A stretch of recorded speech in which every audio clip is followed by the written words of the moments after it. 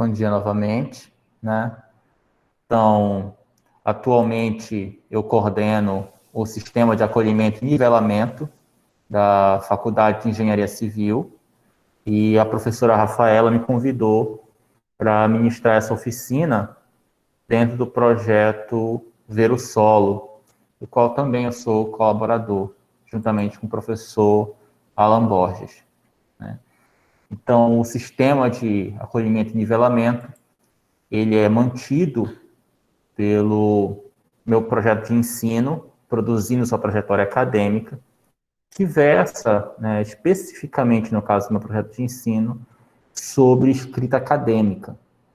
Então, a ideia de hoje é a gente conversar um pouco, né, sobre o processo de construção da escrita acadêmica, especificamente pela lente de análise da citação. Eu vou focar a minha discussão na citação indireta, por entender que ela é aquela que muitas das vezes gera mais dúvida no processo de construção do texto. Bom, quando a gente começa o processo de escrita acadêmica, né, como um processo comunicacional, nós temos que encarar algumas questões, né?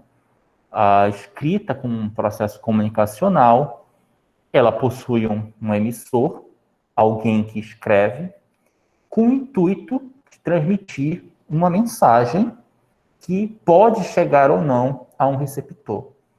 É a primeira noção que a gente precisa ter sobre a escrita acadêmica. Alguém escreve, este alguém escreve algo, esse algo pode ser entendido ou não por outra pessoa. Então, esse é o sistema mais simples que tem de compreensão do processo comunicacional. Emissor, mensagem, receptor. Não vou entrar e me aprofundar em questões de canal ou ruído, porque basta a gente compreender que, de um lado, existe o autor, no outro extremo, existe o leitor.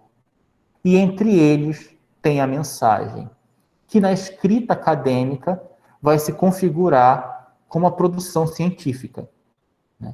Seja meu texto, seja minha análise, seja meu parecer, meu relatório, minha monografia, meu artigo, né, estará, né, através da performance da escrita acadêmica. Uma forma de entender a distinção da escrita acadêmica para outras modalidades de escrita, né, é a partir que a gente considere o propósito, né? Por qual razão a gente escreve, né? Por qual razão eu vou me debruçar sobre a leitura de vários materiais para produzir um texto, né? A escrita acadêmica tem um processo. Não que as outras escritas não tenham processos. Elas possuem.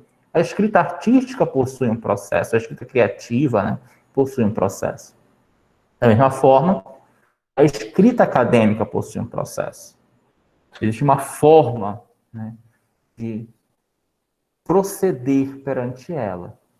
E grande parte da nossa trajetória acadêmica, a gente imagina que a gente conhece. Afinal de contas, a gente faz trabalhos acadêmicos.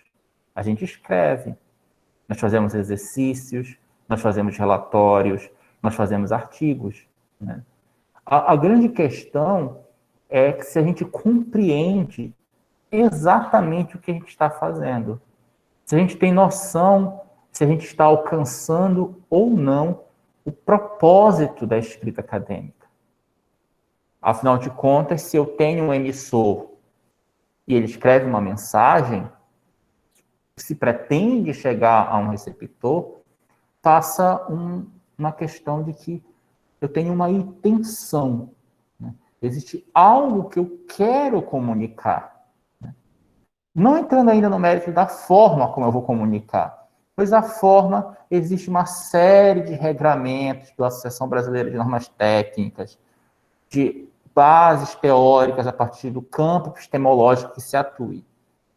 Mas a intenção, no seu sentido mais puro, né, de propósito. Alguém poderia arriscar entre os telespectadores, né, qual seria um motivo para eu escrever um artigo?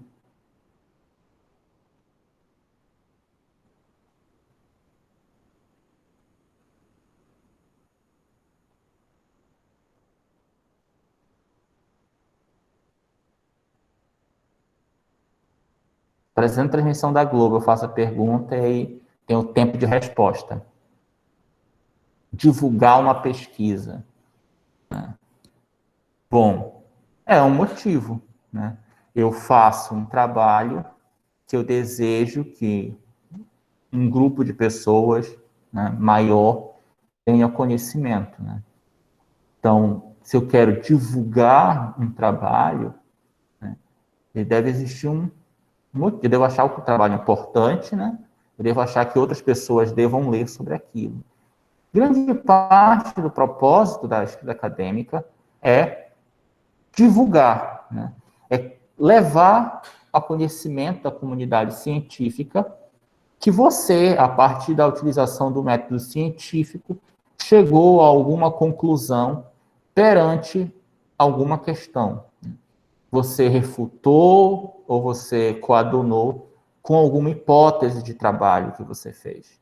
De alguma forma, você deu a sua pequena contribuição para um determinado campo de conhecimento, seja deixando ele mais sólido, por mostrar mais evidências que o consenso da comunidade científica é condizente com os fatos, ou trazendo um outro olhar, mostrando que talvez os fatos estejam sendo interpretados de forma equivocada, ou que exista outras possibilidades para entender aquele fato, ou mesmo que os fatos estão errados, né? E não se deve pensar determinado problema por aquela análise. Uma vez que eu compreendo que o propósito da pesquisa científica, né, e que, por tabela, o que é necessário à pesquisa científica, que é a escrita acadêmica, está ligado à contribuição, à divulgação, à produção de conhecimento, eu consigo estruturar o que eu preciso fazer para materializar esta minha vontade, este meu intuito, esta minha proposição, seja de divulgar, né, seja de explicar, de descrever, de investigar, o verbo que eu estiver utilizando lá no meu objetivo, e que eu quero que alguém, quando leia, entenda aquilo que eu fiz. Entenda a minha contribuição. Então, de início, né, memorizem essas duas palavras. Eu tenho um propósito e eu tenho uma contribuição. Algo que eu quero fazer, pois eu fiz algo anteriormente. Eu analisei, eu investiguei, eu parametrizei o verbo que eu usei no meu objetivo, com o intuito de refutar, de apoiar, de explicar, de descrever alguma dada hipótese.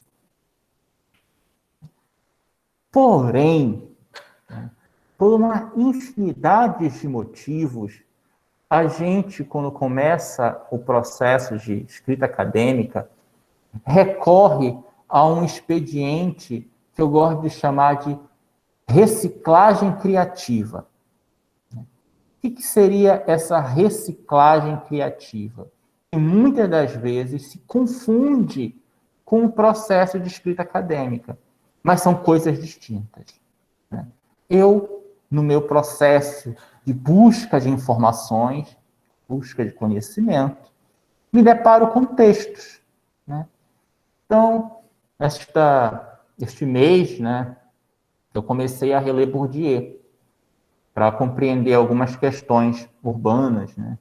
E uma das formas de a gente entender um autor é ler pessoas que já o estudam há algum tempo produzem conhecimento sobre esse autor para dar explicações sobre o trabalho desse autor, né? Destrinchar, né, melhor algumas ideias. Então, o Oliveira, né, publicou lá no início do século um artigo sobre um conceito de Bourdieu chamado ilúzio.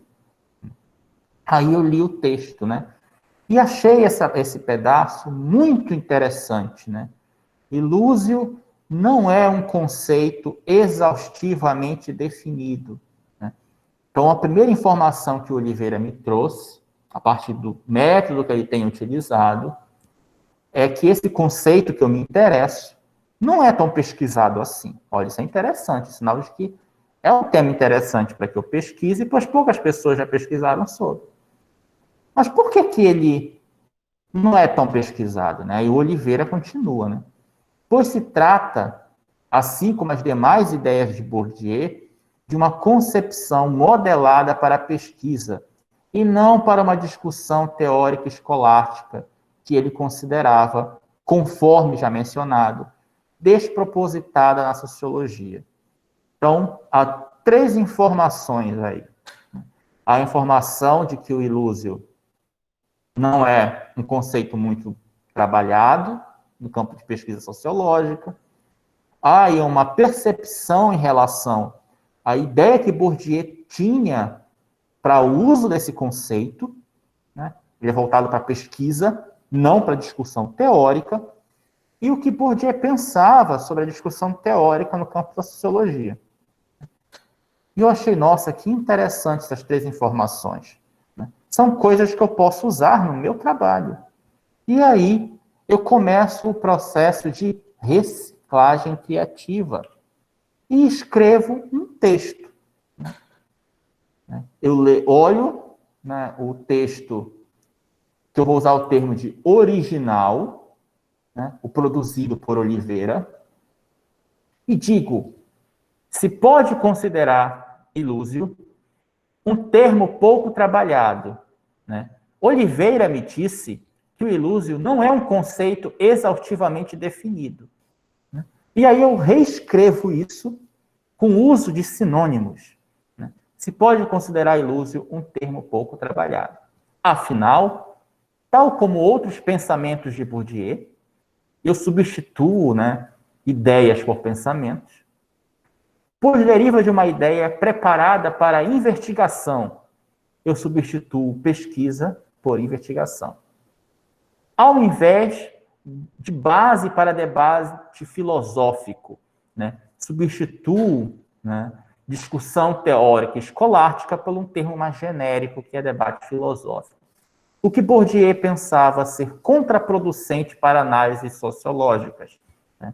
Eu parafraseio a parte final, em que Bourdieu, na visão do Oliveira, considerava despropositado na sociologia a utilização de alguns termos, de alguns conceitos para discussão teórica escolástica. E aí eu digo, né, como isso não é meu, coloco ali Oliveira 2005. Autoriano, com informações que eu não produzi, que eu extraí daquele texto, e digo, eu fiz uma citação indireta. Aí a pergunta que vos faço, eu fiz uma contribuição científica? Quando eu pego algo que já foi feito por alguém, reescrevo com outras palavras, onde está a minha contribuição? Mostrar que existem muitos sinônimos na língua portuguesa e muitas formas de dizer aquilo que já foi dito? Pois esta informação o Oliveira já trouxe. Qual é a minha contribuição nesse trecho? Esse trecho é mesmo uma citação indireta? Quando eu pego e mudo palavras no texto, substituo pesquisa por investigação, né? Substituo ideias por pensamento. Isso realmente é escrever um texto autoral, original? Ou eu estou apenas fazendo uma reciclagem?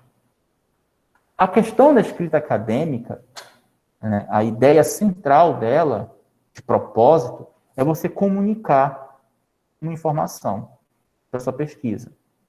Né? O Oliveira chegou a essas informações que eu posso precisar no meu trabalho. E por isso eu recorro a citações. Contudo, eu tenho que tomar muito cuidado para quando eu construir meu texto, ele de fato seja meu. Ele não seja um agrupamento de sinônimos da estrutura textual baseada de outra pessoa. No caso aí dessa minha citação, ela não tem valor nenhum científico. Ela é só uma recriação de texto. Hoje em dia, existem softwares que a gente joga textos, eles mudam a estrutura da palavra, adotam sinônimos e produzem um texto novo. Cientificamente falando, isso não tem valor algum. Porque isso não traz contribuição alguma. Afinal de contas, essa mera utilização de termos sinônimos é irrelevante. Eu poderia muito bem dizer, por uma citação direta, aquilo que o Oliveira disse, se eu considero tão importante aquele pensamento. Mas então, como é que eu faço para produzir uma citação indireta? Pois eu percebo que não é citação direta. Né? Então, se eu pego um texto e apenas mudo palavras de lugar, uso sinônimos, né, mudo a ordem, não é citação indireta. É apenas uma paráfrase. Mas então, o que viria a ser a citação indireta?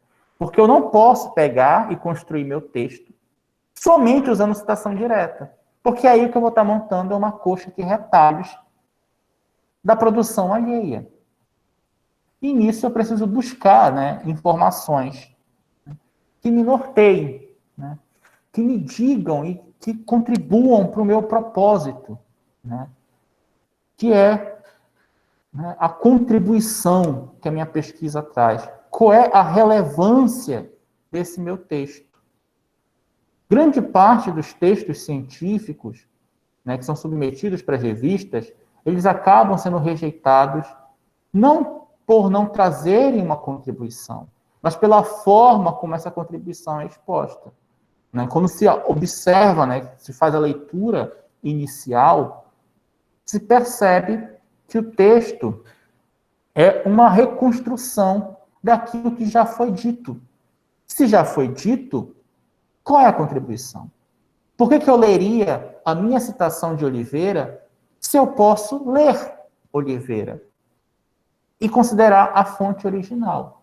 Se eu não tenho nada a acrescentar àquela obra, qual é o propósito? Então, quando eu observo isso daqui, não há uma contribuição. E o grande dilema é quando isso se repete em quase toda a integralidade do texto. Quando a gente vai ler uma introdução e a gente percebe que ela é uma sequência de parágrafos de reciclagem criativa. A pessoa leu algo que achou interessante, escreveu com outras palavras no seu texto. Fez o primeiro parágrafo de abertura. Leu algo interessante em outro texto, escreveu com outras palavras. Então, a contribuição dela é usar sinônimos. Leu um outro texto, escreveu com outras palavras. Aí, no final, sapeca um objetivo. Esse trabalho objetivo é analisar a patologia das estruturas da ponte de algum lugar. Depois de fazer umas 3 citações ali de succinto, mostrando que ela conhece um autor da área e sabe colocar sinônimos naquilo que ele já disse. Mas para que serviria, então, a citação indireta? Uma das primeiras maneiras de pensar isso é recorrer às normas. Como bons engenheiros, a gente consulta primeiro as normas. No caso da citação, ela vai ser definida pela ABNT, NBR 10.520, né? Lá de 2002. Tem 7 páginas, bem curtinha, e nos traz no item 3 a definição de citação, né? Menção de uma informação extraída de outra fonte. Note, né? A norma define menção de uma informação. Mencionar uma informação é muito diferente de parafrasear, de pegar e ficar substituindo palavras. Durante grande parte da nossa educação básica, os professores, né, de língua portuguesa nos impelem à leitura e interpretação de texto, né? A gente lê um texto e interpreta. Grande parte, né, da educação básica é sobre isso. Eles nos apresentam informações e a gente interpreta essas informações, né? E o que acaba acontecendo é que a gente cria um vício a partir disso, né? Alguém disse para a gente em algum momento, quando a gente lê um texto e escreve com as tuas palavras, né? E a gente interioriza que isso daí é escrita acadêmica. O fato de unicamente escrever com as minhas palavras. Escrever com as minhas palavras torna mais difícil de detectar o plágio. Apenas isso. Porque quando, o plágio, né? Um tipo de plágio, que é o plágio de comparação, né? Quando você faz ipsilíteris, né? Idêntico, né? Uma réplica do texto. Mas não, o fato de não copilar, né, na exata semelhança, né, não torna uma citação. Afinal de contas, você não está fazendo apenas menção da informação. A citação, segundo a norma, pode acontecer de 2 formas. Aquela que a gente está mais familiarizado, que é mais difícil da gente se confundir, que é a citação direta. Quando eu pego, leio algo que eu achei interessante, de fato, extraio, copilo, exatamente como está no texto do autor, coloco entre aspas, né, cito o nome do autor de citação, sobrenome, vírgula, o ano, vírgula, P, ponto, número da página que eu extraí isso. Se ela for, né, até 3 linhas. Se ela for mais de 3 linhas, eu pego, né, faço o recuo, diminuo o tamanho da fonte para 10, coloco lá a minha extração, da mesma forma coloco lá autor, ano e página. Ela não gera tanta confusão, mas a nossa querida citação indireta, que a norma nos define de uma forma bem simples, como texto baseado na obra do autor consultado. Texto baseado na obra do autor consultado. E aí a gente se debruça sobre essa frase tão curta, né? Texto baseado, né? O que será que a norma quer dizer por baseado, né? Na obra do autor é aquilo que eu estou lendo, que eu estou consultando. O texto é aquilo que ele escreveu, né? A chave da questão está na palavra baseado, né? Mas o que quer dizer baseado? Se eu conseguir compreender um significado da palavra baseado, eu consigo organizar a minha estratégia de pensamento. De que forma eu vou poder trabalhar aquilo? De que maneira eu vou poder fazer uso daquela famosa frase que tem em muitos trabalhos, né? Inicialmente, primeiramente, começou-se por pesquisa, né, documental, ou então fazem levantamento bibliográfico, pesquisa bibliográfica, né, colocando essa frase no texto, sem explicar exatamente o que você fez, né? E você pode ter feito muitas coisas e chamado de pesquisa bibliográfica. Mas, né, isso é uma questão para a metodologia científica. Uma vez que você fez, ou disse que fez, né, isso lhe permite se basear em algo.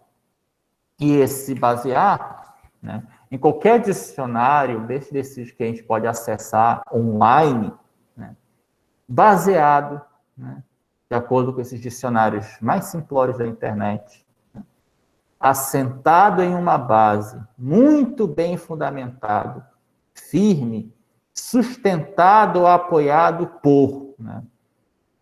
E esse significado já nos basta. Né? Muito bem fundamentado. Né? Aquela frase que foi muito comentada às vezes no trabalho, né? Fundamente este parágrafo, né? Melhore a fundamentação. Né? Sustentado, apoiado por. Né? Então, a citação indireta, né, se propõe num texto, né, oriundo da escrita acadêmica, a sustentar algo. A citação é a forma que a gente sustenta o nosso argumento, a nossa ideia, o nosso pensamento. Esse é um dos primeiros usos para a citação indireta. O texto científico não pode ser um monólogo. Ele não é uma opinião que a gente dá sobre um assunto. Ele é uma visão analítica de um dado ponto, de uma dada questão, né, que se baseia em alguma coisa. Mas eu não vou produzir todos os dados e informações necessárias para sustentar a minha pesquisa. Porque alguém já pode ter produzido muita coisa. E aí eu vou utilizar, né, isso para basear a minha argumentação. Então, quando eu estou lá produzindo o meu texto, né, eu vou ter que assentar esse texto em uma base. E é por isso que eu começo grande parte da pesquisa científica por revisão de literatura, levantamento bibliográfico, independente da técnica que eu use. Né? Mas eu tento encontrar o que já foi feito sobre o tema, para que eu assente, né, solidamente o meu texto. Né? E aí eu possa fundamentar a minha argumentativa.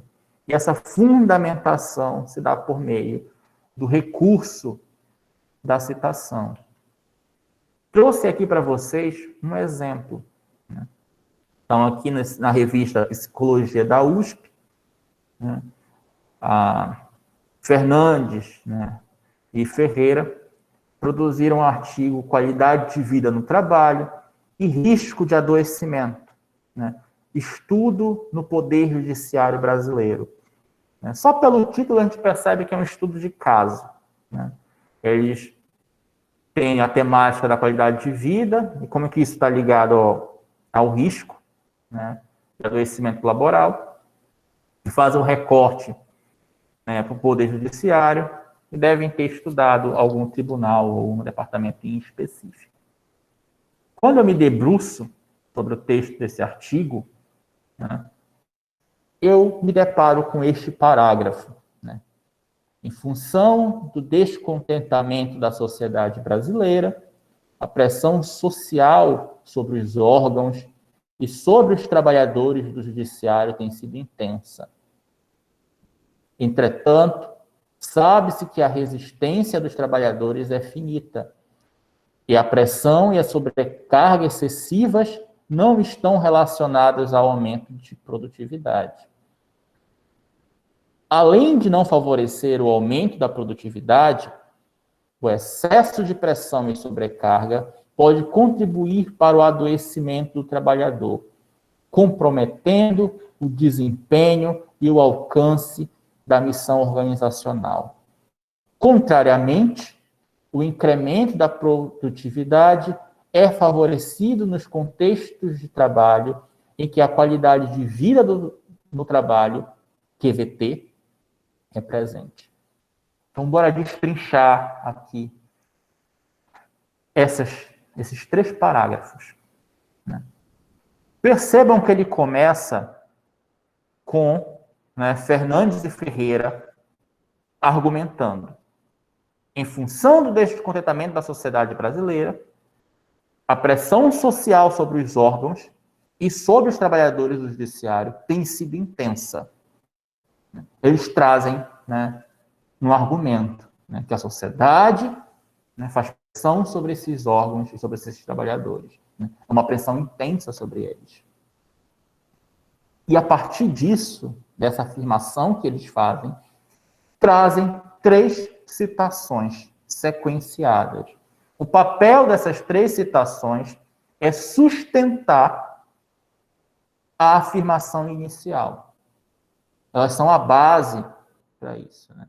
Eles trazem uma informação, né, que eles não produziram, mas que eles fazem uso para fundamentar a sua ideia. Está lá no parágrafo inicial. Né? Está bem aqui.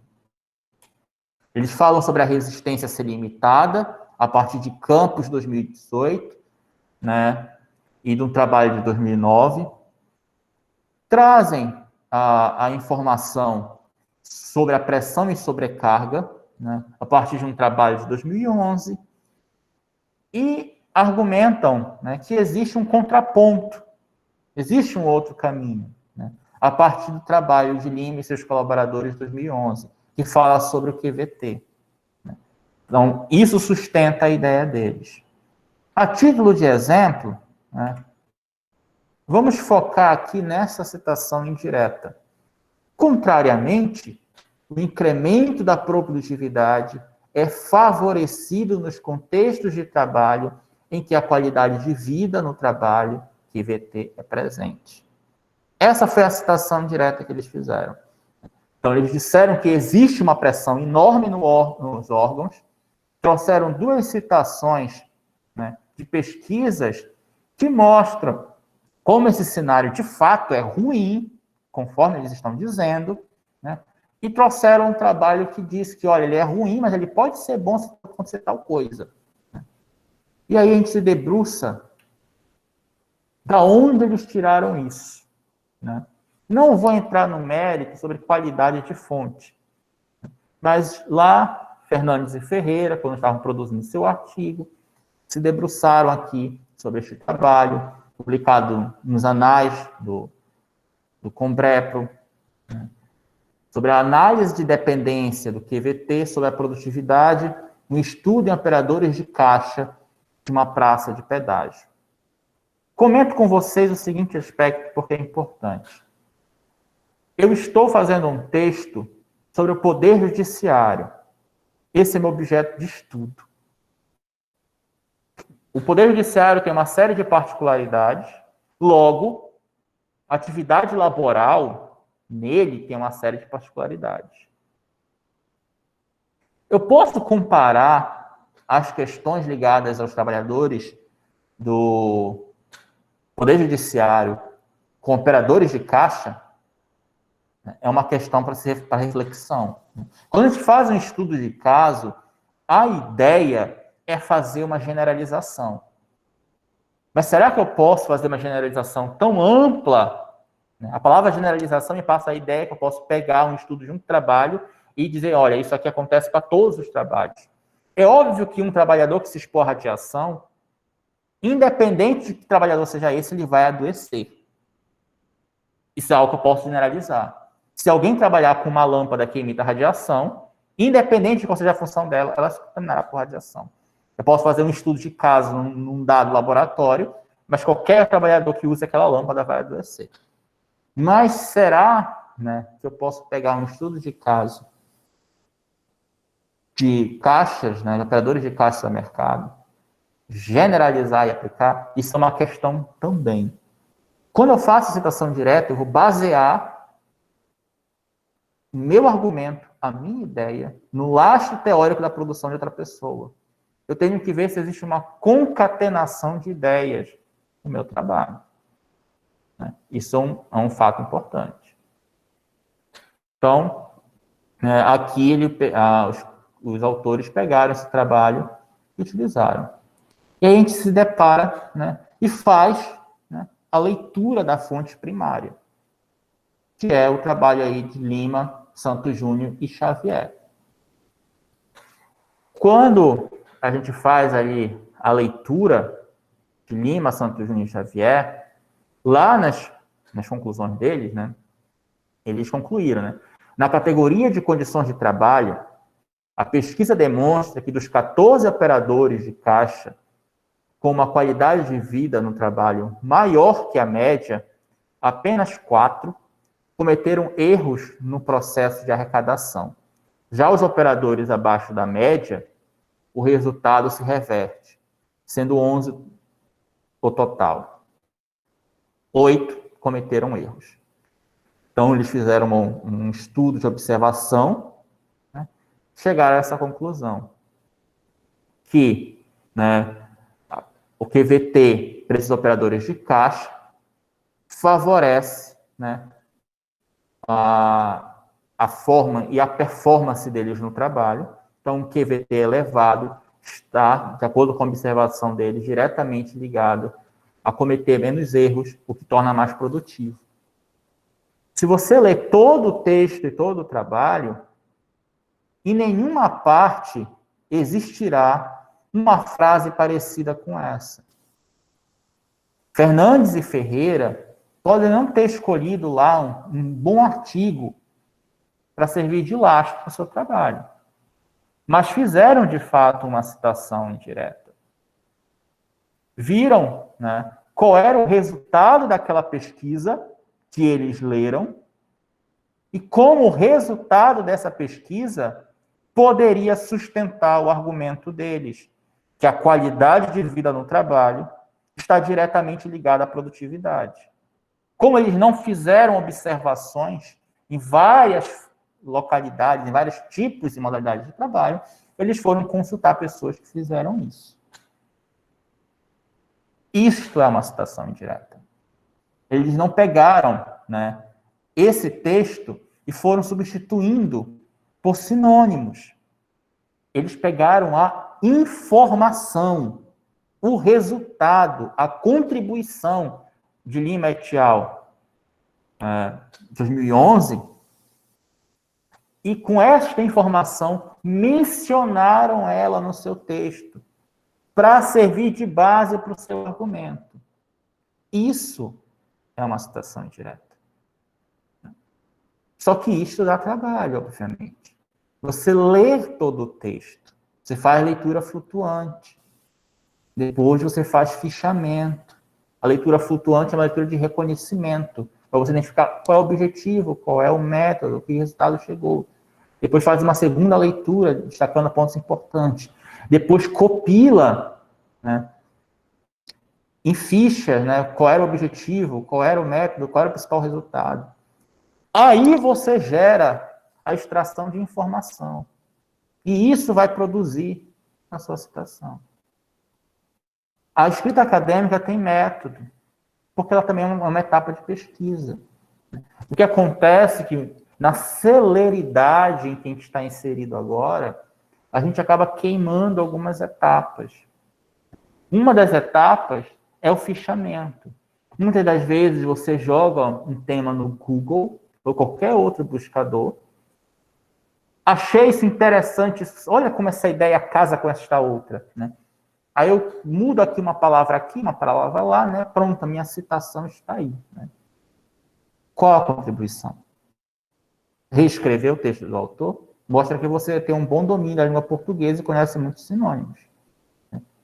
A contribuição aqui de Fernandes e Ferreira, né, no texto, é mostrar que o argumento deles, né, tem apoio na literatura científica sobre o tema.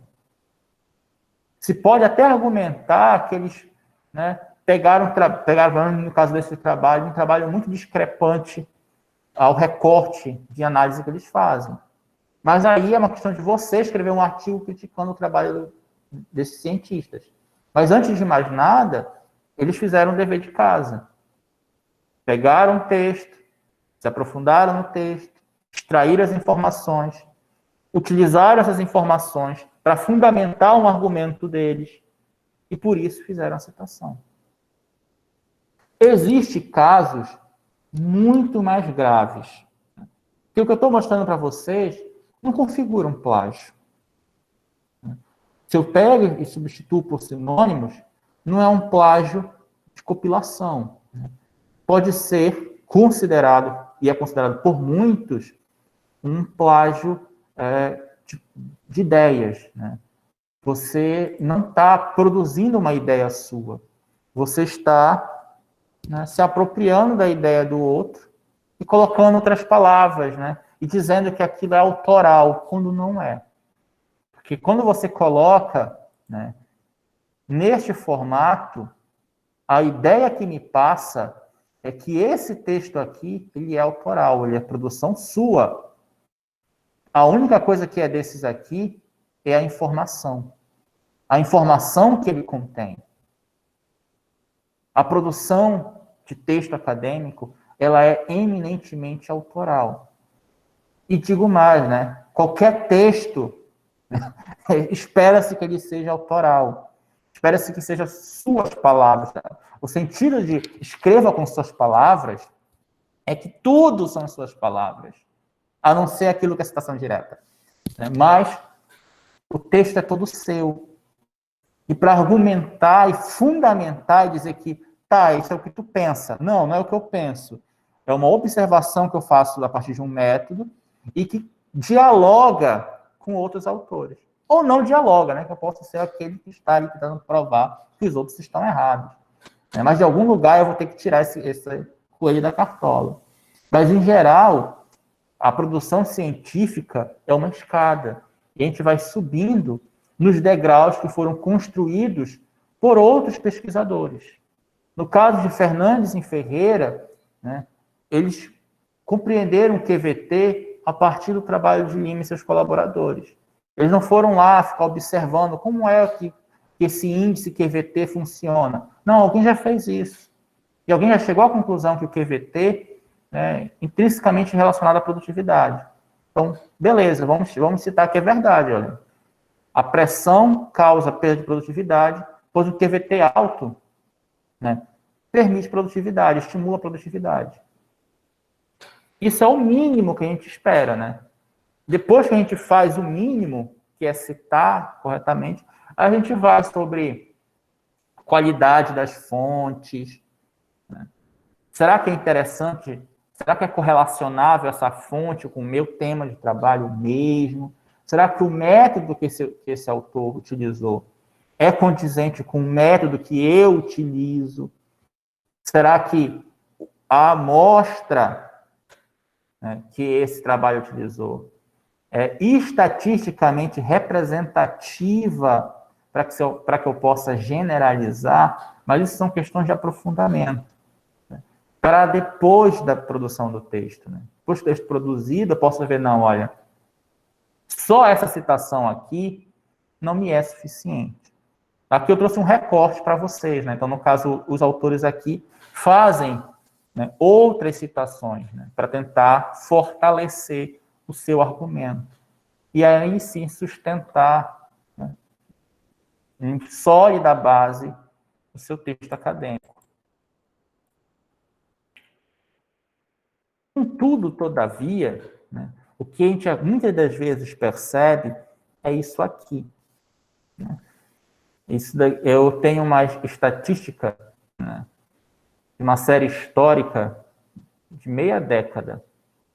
A cada 10 relatórios, né, 8 fazem isso que eu vou mostrar agora para vocês.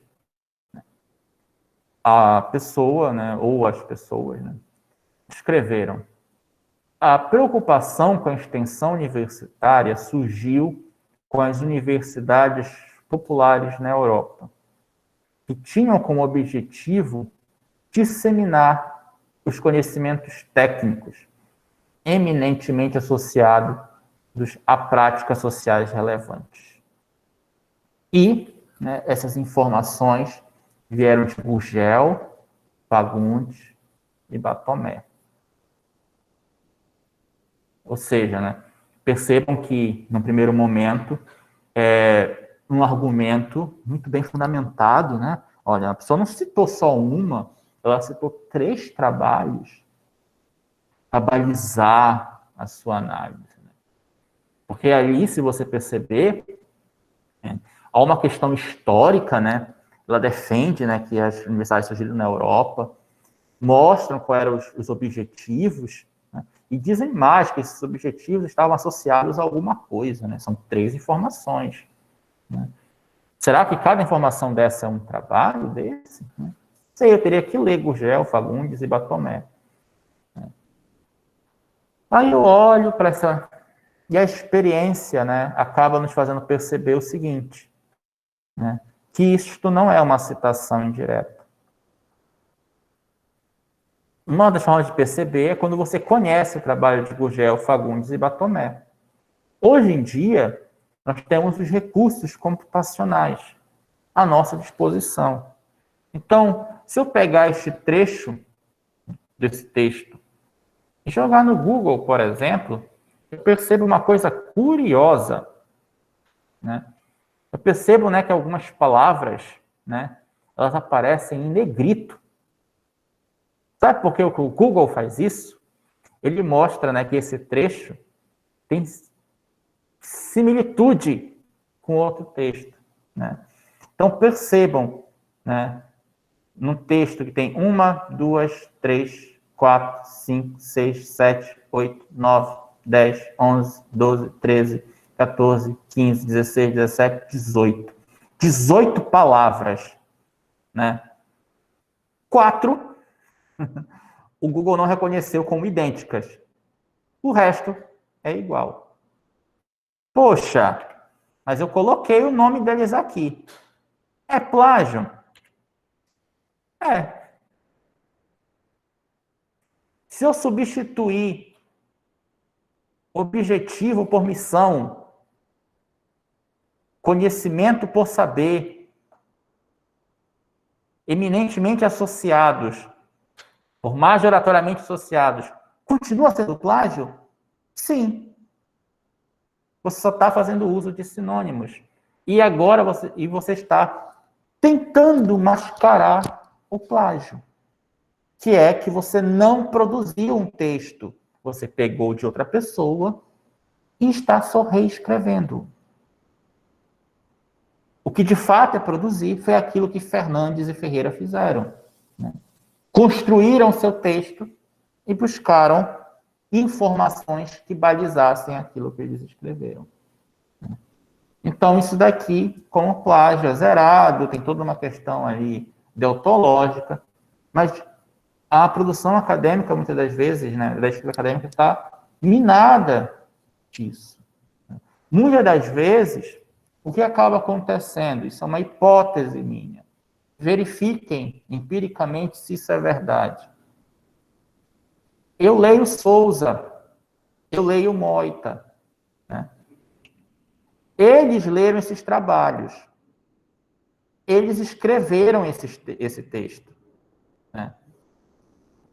Eu não li Gurgel, não li Fagundes, não li Batomé. Eu li pessoas que leram os textos. E eu vou fazer a minha paráfrase em cima da citação indireta delas. Olha como eu estou me distanciando do texto original, né? Não li o texto original, leio alguém que leu ele, e a partir dessa leitura dessa pessoa, eu vou produzir a minha. Isso já tem um problema epistemológico terrível. Mas mais do que isso, eu não vou produzir nada, eu vou só alterar palavras, né? Qual a contribuição disso? O que eu trago de novo para a ciência? Como é que esse meu tijolinho vai ajudar ali na escada a produzir mais um degrau? Não vai. Você só vai gerar mais informação para esse tsunami de informação que nós temos hoje em dia.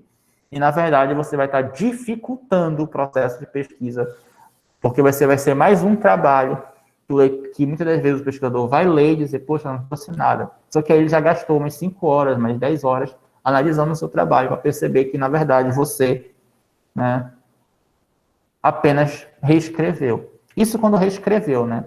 Nesse caso aqui, quase não é uma reescrita, né? É quase ipsis literi. Então, isso não tem propósito, não contribui. Pode ser muitas coisas no processo de escrita, mas não é escrita acadêmica. Então, se faz necessário, primordialmente, escrever o seu texto, expõe a sua ideia. E aí você vai encontrar na sua ideia aquilo que você precisa dizer, bom, legal, dentro da visão de argumentação que eu quero fazer, eu quero trazer uma visão histórica. quero mostrar, né, qual foi o local que as universidades surgiram, né, pois eu acredito que as universidades ainda possuem uma visão eurocêntrica, e isso está muito ligado, né, ao local de surgimento. Então, eu vou ter que procurar textos, né, históricos que mostrem, né, onde surgiam as universidades, como elas funcionavam, para que eu possa dizer quais eram os objetivos. É isso que Gurgel e Fagundes fazem, né? Platomé não faz isso. Mas mostram, né, este repertório histórico e como os objetivos estavam alinhados com uma dada visão de mundo. Né? E isso pode fazer com que eu possa criar interpretações sobre como a extensão universitária funciona hoje em dia. Mas eu preciso, né, ter essa compreensão que a escrita acadêmica é um processo demorado.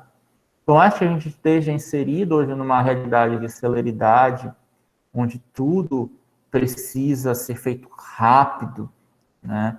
A gente está quase numa produção, né, fast paper. Eu preciso compreender que leitura leva tempo, decodificação leva tempo. Né? Eu vou fazer 10 citações, isso pode representar ler 3 livros, né? E 20 artigos, dos quais vão me levar a outros artigos. Né? Eu achei Souza, né? Souza, depois eu achei Moita. Né? Esses 2 artigos, né? Um de 2005 e um de 2009, citam esse tal de Gurgel. Aí eu vou atrás de ler esse Gurgel. Isso se for relevante em 2021, eu citar um trabalho de 86. Elas não escreveram mais nada. Tu vai fundamentar a tua ideia num trabalho que tem mais de 30 anos. Ele é um clássico. Aí eu tenho que pesquisar, né? Que são artigos seminais, que são os artigos que, né, consolidam, são os pilares, né, de um dado campo de saber, né? Então, aquilo que vai começar a discussão sobre um tema. Como são clássicos, é comum que eu os cite para dar uma visão histórica para o meu leitor, da construção daquele conhecimento, até chegar na minha contribuição. É isso se o espaço permitir. Hoje em dia que os artigos estão ficando cada vez menores. Né? Eu acho que semana passada me foi pedido para escrever um artigo de 4 páginas. Praticamente o artigo só tem resultado, né? É uma página, meia página para dizer a introdução, meia página para o método, o resto é resultado. Então, cada vez mais a celeridade nos cobra, né, ser mais rápidos. Mas isso não significa atropelar etapas. Então, quando eu compreendo que o meu propósito comunicacional é transmitir uma informação, e essa informação é inédita, né? Não inédita no sentido que, nossa, quer dizer que vai me produzir ciência, eu preciso pesquisar algo que ninguém ainda fez. Bom, é recomendado, né? Mas não significa que você não possa contribuir testando aquilo que já foi testado, para mostrar e dar mais solidez para os resultados. Indo lá no trabalho do Lima, com estudos dos operadores de caixa, o universo amostral dele é pequeno. Então, se mais pessoas em outros locais fizerem mais estudos de caso, conforme a gente tem um grande número de estudos de caso, e todos esses estudos de caso apontem uma convergência para aquele índice que ele propõe de QVT, em que mostra resultados similares, eu posso criar, né, uma sólida construção, né, estatística que me permita fazer essa generalização. E é por isso que, às vezes, a gente pega métodos que já foram testados, em estudos de caso que já foram feitos, e testa em outros lugares. Isso é uma coisa, mas eu ainda estou dando uma contribuição. Agora, não faz sentido eu ir lá no supermercado que eles fizeram, com aqueles mesmos operadores de caixa, a não ser que eu queira refutar, refinar, né, encontrar alguma coisa diferente do que eles já encontraram. Nem tampouco faz sentido eu pegar o texto que eles fizeram, mudar palavras e dizer a mesma coisa, porque eles já disseram.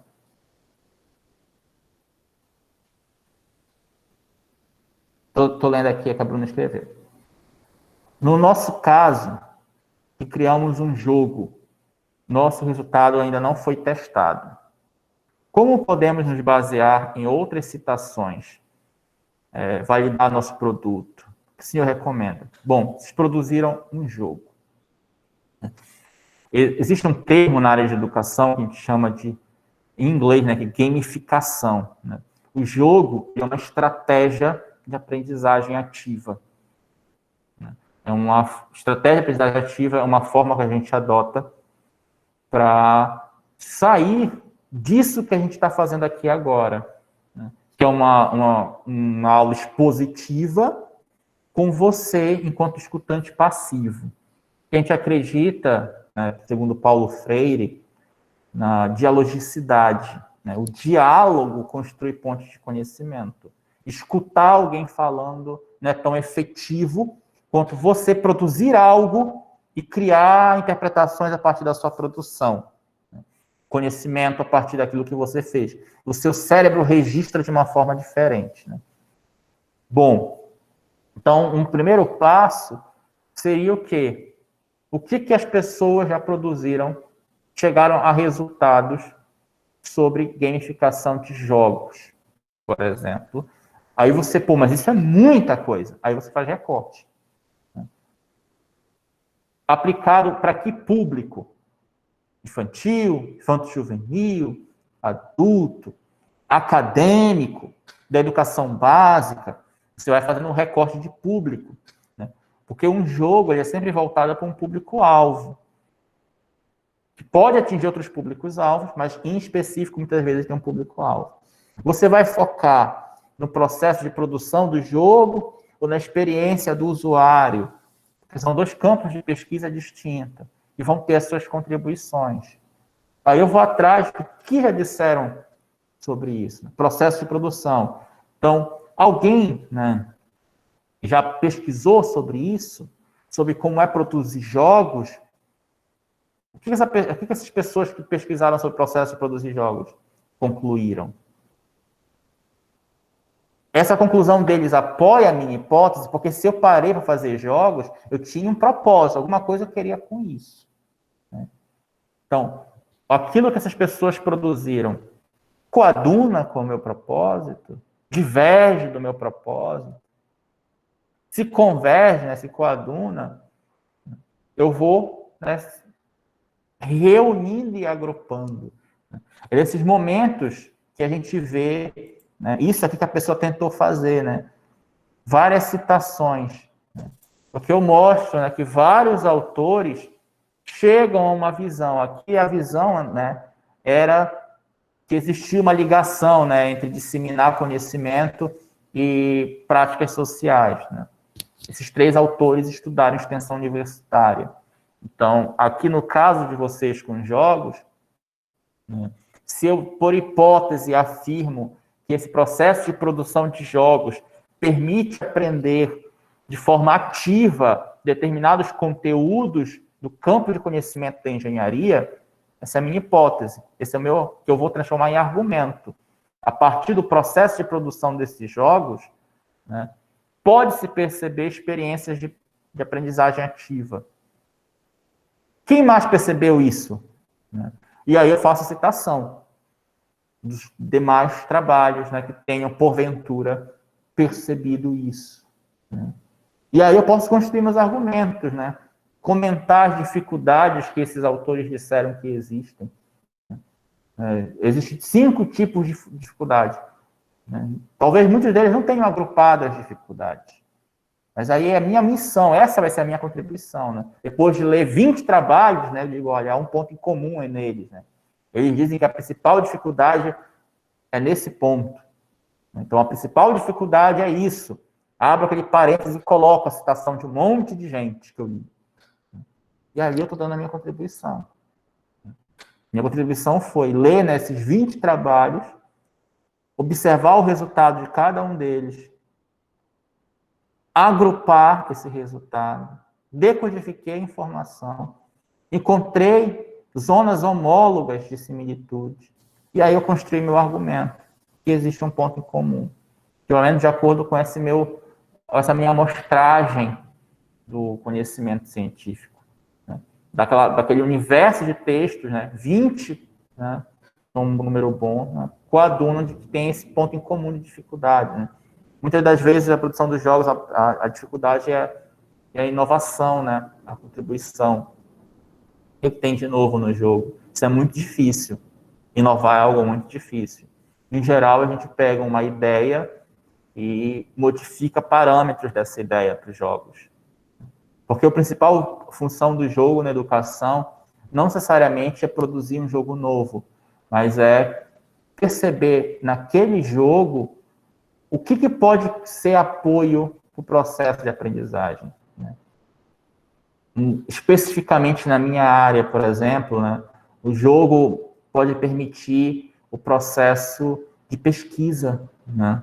Você pode pegar, a partir da tentativa de encontrar temas para o jogo, você vai pesquisar. Né? Então, o jogo ele serve como um mecanismo, né, de indução do discente a fazer pesquisa científica.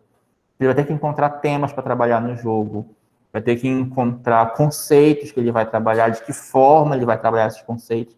E ele não vai simplesmente criar aquilo do nada, né? Ele vai procurar, bom, alguém já deve ter feito isso, né? Ou de algum lugar essa ideia, né, brotou. Às vezes, eu não encontro exatamente aquilo, né? Mas eu encontro algo parecido. Geralmente, quando a gente está em um campo de pesquisa que a gente não encontra quase nada, né, é aquilo que vai virar nossa tese de doutorado. A gente guarda aquilo no coração para no futuro usar. Mas, em geral, quando a gente está fazendo trabalho, a gente encontra alguém que já disse alguma coisa sobre aquilo. O que a pessoa disse? Como ela chegou àquela conclusão? E aí isso pode convergir e virar a minha citação. Né? Isso pode se tornar possível, né, em que eu sustente, né, o meu argumento. Então, meu primeiro passo, quando eu for produzir texto acadêmico, realizei pesquisa, né, meu levantamento bibliográfico, minha pesquisa bibliográfica, para conhecer o tema. Porque eu não tenho como escrever sobre aquilo que eu não sei. Né? Então, eu vou ler sobre aquilo. E aí eu escrevo. Uma vez que eu escrevi, percebeu? Eu escrevi. Eu sentei, abri um Word, um Google Docs, escrevi meu texto. Eu digo, olha, eu fiz um monte de afirmação aí nesses parágrafos. O que sustenta esses meus argumentos? Aí eu vou atrás das minhas leituras. Vou pegar meus fichamentos e ver, bom, essa minha ideia aqui sobre qualidade da vida laboral e produtividade, esse trabalho aqui, né? Então, ele aqui apoia essa minha afirmação, né? Esse cara estudou isso e chegou a essa conclusão. Então, isso que eu estou falando tem alguma veracidade científica. Alguém já testou isso aqui. Estou escrevendo lá sobre jogos, mostro, né, a partir da minha experiência, né, que muito daquilo pode contribuir, o processo de produção dos jogos, né, pode mediar toda uma construção de dialogicidade, de construção argumentativa, de organizadores prévios, são fundamentais para entender os conceitos da disciplina. Ótimo. Né? Esse é meu texto. Quem concorda comigo? A escrita acadêmica ela não é um monólogo. Né? Ela é construída a partir dos pares. Então, eu vou atrás, né, de pessoas que concordem comigo. Mas lembrem da história do propósito, porque a minha ideia é defender uma ideia de consenso. Se a minha ideia não é defender uma ideia de consenso, pelo contrário, é refutar uma análise, então eu vou ter que encontrar textos, né, que apoiem a minha visão. Isso faz com que a gente da academia possa perceber a diferença de textos acadêmicos para textos que não são acadêmicos, para textos que são de opinião, por exemplo. Todo mundo tem direito à opinião, é constitucional. Mas a sua opinião, como a opinião de qualquer outra pessoa, ela não é um fato. É apenas a sua percepção da realidade. E a sua percepção não necessariamente é verídica. Ela tem viés. A ciência tem viés? Claro que a ciência tem viés. Mas a gente usa um método científico, o que faz com que, apesar do viés, a visão que eu possa ter do processo de produção de jogos, né, se eu descrevo como eu construí esta minha visão, o que eu li para construir a minha visão, o que eu citei para fundamentar a minha visão, quando a Bruna for consultar meu trabalho, ela pode replicar, reproduzir ele. Ela pode chegar aos resultados que eu cheguei. E aí ver se ela concorda ou não, dentro de um parâmetro científico que ela adote. O Nascimento pegou aqui e disse, né, que a produção desses jogos podem ser uma estratégia de aprendizagem ativa. Ele afirmou isso aqui no trabalho dele. Como ele chegou a essa conclusão? Ele percebeu que na produção dos jogos a escuta dos alunos não era passiva. Né? De um universo de 30 alunos, 70% manifestou escuta ativa.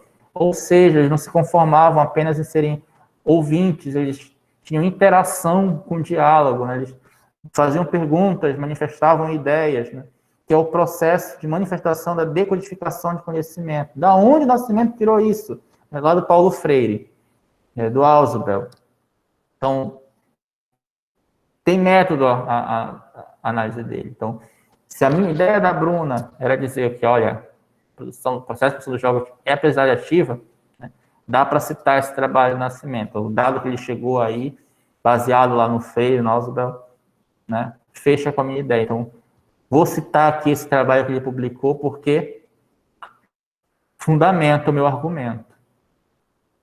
Aí eu chego numa segunda etapa da produção de escrita acadêmica. Não só eu aprendo a fazer citação, mas eu aprendo a selecionar as citações que podem, de fato, contribuir para o meu texto. Né? Dar preferência para artigos de revista científica. Né? Em segundo lugar, né, dar preferências para trabalhos acadêmicos que podem não ter sido publicados, como teses, dissertações, né, monografias diversas. Terceiro lugar, né, pegar ali anais, né, nos anais de evento, primeiro internacional, depois nacional, depois regional, por último, se é que eu quero o local.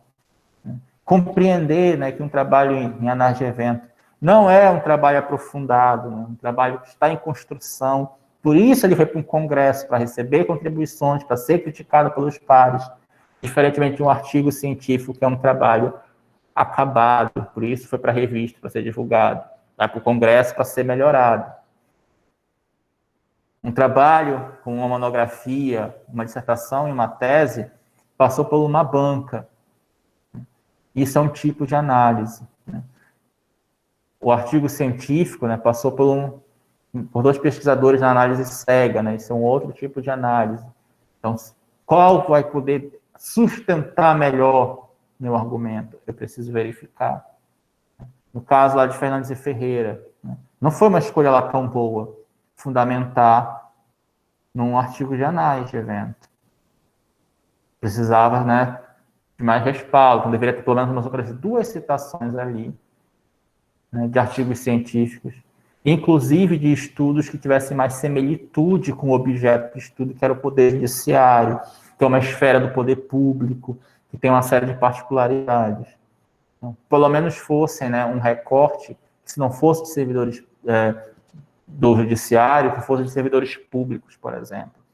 Né? A Bruna quer escrever sobre jogos.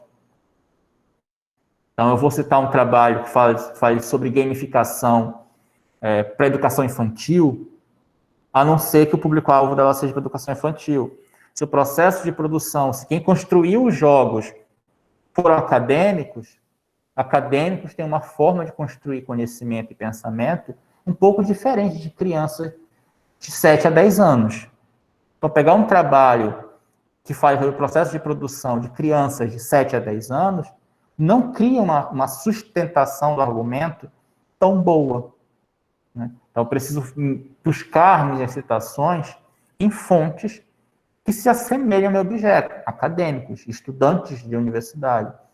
Inclusive, eu posso até fazer um recorte melhor. Estudantes de cursos de engenharia, seja lá qual for a engenharia, já que no campo de conhecimento da engenharia nós temos uma semelhança, seja a engenharia de materiais, a elétrica, a computação, a civil, a química, a gente tem uma semelhança entre os campos de conhecimento da engenharia, é que nós utilizamos ciências básicas e aplicadas para resolver problemas.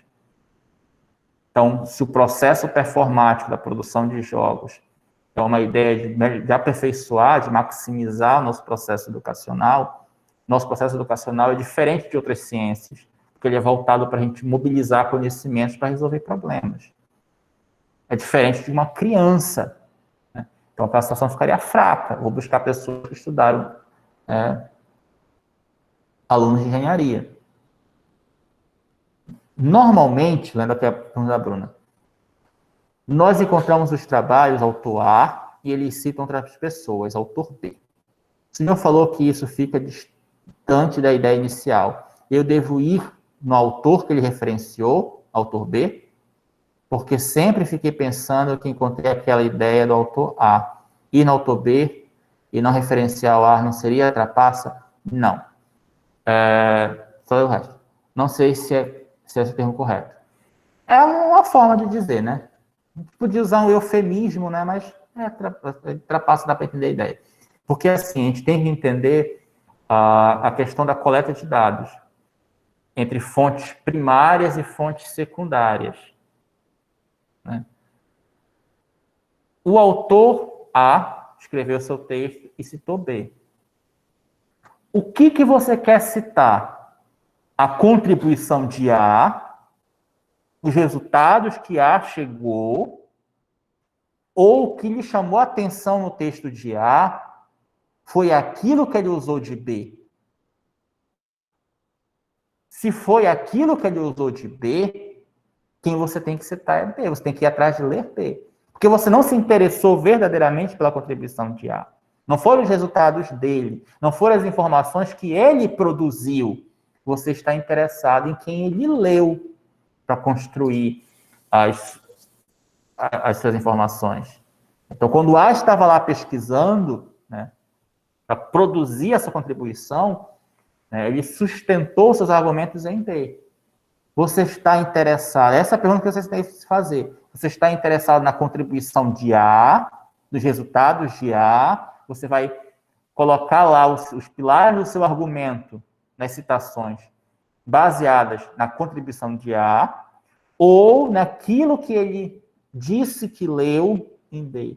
Se você se interessou em B, a partir da análise de A, então você tem que ir atrás de B. Até mesmo porque a análise de A pode estar errada. Não necessariamente a análise dele está certa. Você, inclusive, tem que ler B para saber se A interpretou B corretamente, né? Lá no caso do Illusion, né, do trabalho de Oliveira sobre Bourdieu, achei super interessante a visão que ele tem de que o termo ilúsio, né, não foi muito trabalhado e que Bourdieu considera que esse termo ele tem que ser utilizado na investigação, na pesquisa, não para discussão teórica. Só que isso é a ideia de Oliveira. Bourdieu, de fato, pensa isso, aí eu vou ter que ler, né, um trabalho de Bourdieu em que ele defenda isso. Senão isso é mera interpretação de Oliveira, que pode até estar certa, mas é a interpretação dele. Não é minha, nem tampouco de Bourdieu sobre o termo que ele cunhou. Eu vou ter que ler o original. A gente chama isso, na revisão sistemática da literatura, né, de técnica snowball. Quando você faz o levantamento bibliográfico, você junta ali as suas referências. Achei 10 artigos. Esses 10 artigos eu li o resumo, li o método, li os resultados, serve para minha pesquisa. Vou ler eles agora na íntegra. E lá, quando eu leio na íntegra, eu me interesso por vários autores que eu vou chamar aqui de B. Esses autores A, que escreveram meus artigos, que eu escolhi, se interessaram. Eu vou para um segundo momento da pesquisa sistemática de literatura, que a gente chama de técnica snowball. E quando eu vou atrás de quem eles leram para produzir o conhecimento. Ok, Bruno. Então, percebam que é longo o processo. É por isso que quando a gente passa artigo científico nas disciplinas, a gente avisa logo no primeiro dia de aula, né? Porque só o processo de busca desses artigos leva no mínimo 30 dias. Vocês não vão, a não ser que você esteja trabalhando com um tema muito inédito. Quase ninguém escreveu nada. E aí a gente faz recorte de tempo, né? Não, vou ler os próximos 10 anos, 20 anos, né? Eu não estou construindo uma visão histórica sobre o tema, eu quero saber o que de mais recente está se pensando sobre, né? Mas, assim, faça sempre a pergunta, né? Eu estou interessado na contribuição de A ou naquilo que ele entende de B? Se é aquilo que ele entende de B, eu tenho que ler B. E, gente, é muito comum quando você chegar em B, perceber que aquela ideia não é de B. B, na verdade, construiu aquela ideia a partir de C. E quando você chega em C, você vai parar em D, né? Que, em geral, pegou a ideia de E. Você vai, você vai bifurcando, né? No caso aí do Oliveira, ele foi buscar logo no Bourdieu, quem concebeu a ideia. Mas se eu quiser de fato entender essa ideia do Illusion, né, eu vou ter que ir da onde o Bourdieu tirou isso. Foi inventivo, foi clarividência. Dificilmente é. Né? Tem que ter uma base, um lastro teórico. Né?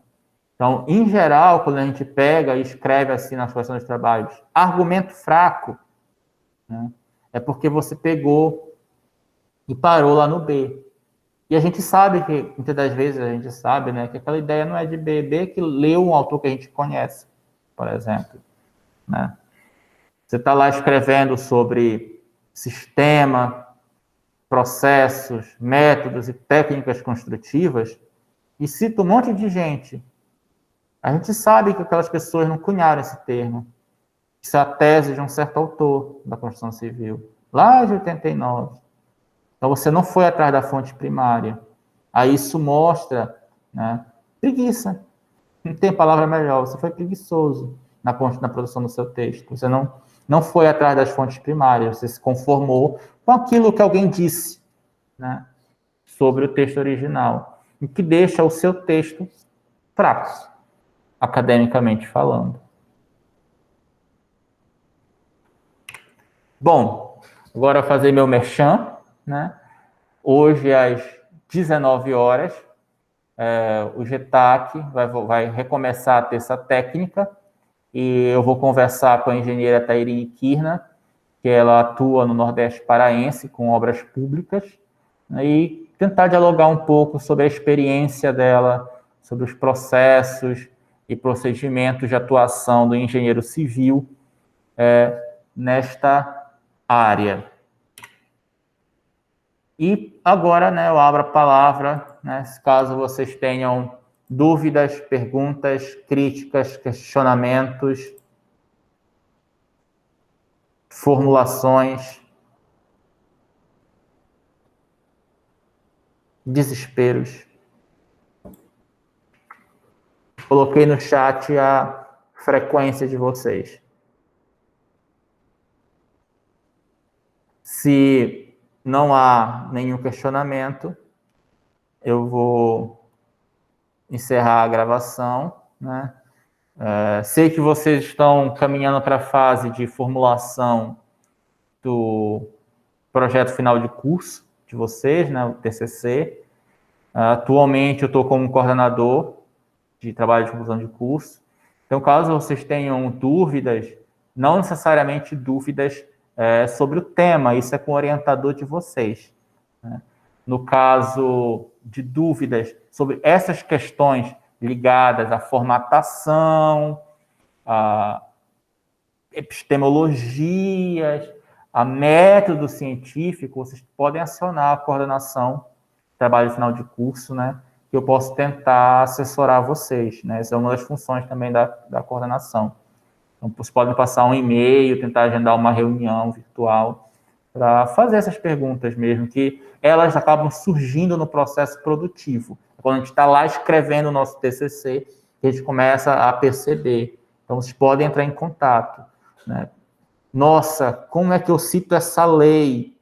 Ai, a NBR não disse como é que eu cito esse vídeo do YouTube, né? Porque não tinha YouTube quando ela foi escrita.